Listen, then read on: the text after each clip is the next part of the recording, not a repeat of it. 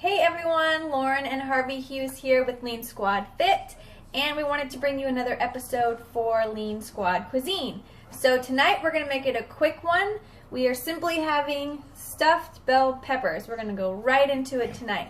So as usual, pen and paper is ready. We're going to give you the ingredients that you need from the grocery store first, and then we'll go into the breakdown of how to prepare your meal. So one thing we are leaving off that I will put into the comments or the description under the video is the ingredients you need to make the seasoning. So like the taco seasoning mix that you'll need to season your meat and veggies to put it all together. So look for that in the description that I will post with the video. But outside of that, this is what you need. So write it down. You need 4 bell peppers of your color of choice.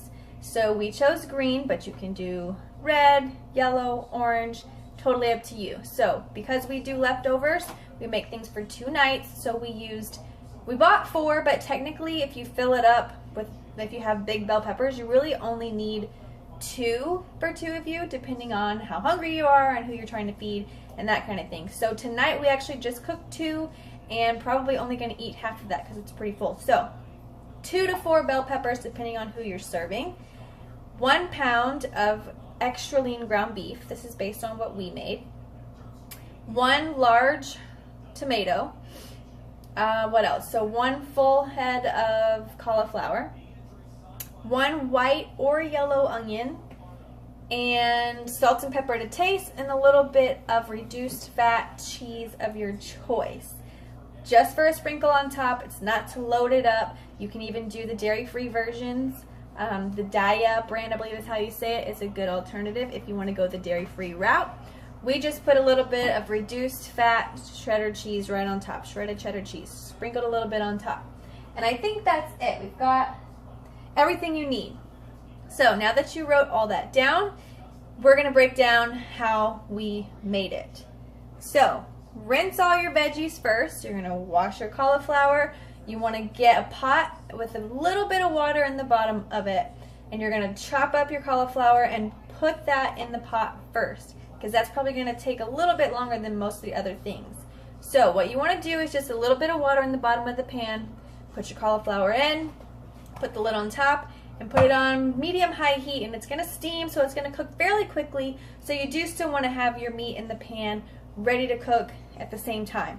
So you're kind of whipping that up at the same time. Your meat, as it starts to brown, you want to throw in that seasoning, and then eventually your onions.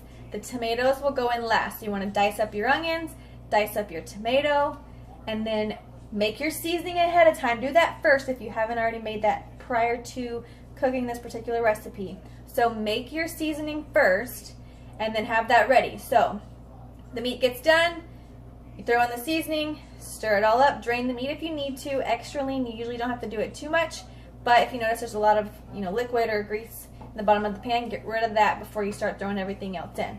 So seasoning, you're stirring it all up, then throw in the onions, cook that down a bit. Once that's done, get your diced tomatoes, throw those in, mix it all up really good, and then you're going to take your bell peppers, cut those in half, and then basically just take that stuff that you just made, stuff it in the bell peppers. We just cut ours in half. You can kind of see it. I'll share a picture later. And then you bake it. So you want to have your oven preset to 375, and you're just going to bake those bell peppers for about 15 to 20 minutes depending on the size. We did 15 minutes tonight, and it turned out perfect. So you just want to sprinkle a little bit of your cheese on top about 10 minutes in, so the last 5 minutes, just long enough for that cheese to melt. And then that's all you need. So if you want to top it with a little bit of avocado, or if you're into the sour cream thing, I would recommend either a Greek yogurt instead of regular sour cream, or again, some sort of dairy alternative.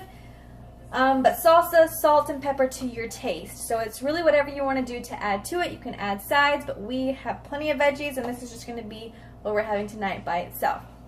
So that's it. Stuffed bell peppers on a Friday night, and we're about to eat because it's ready and we want it to stay warm. So that's all we have for you today. I hope you enjoyed it. I hope you try it, and we'll see you on the next episode. Bye.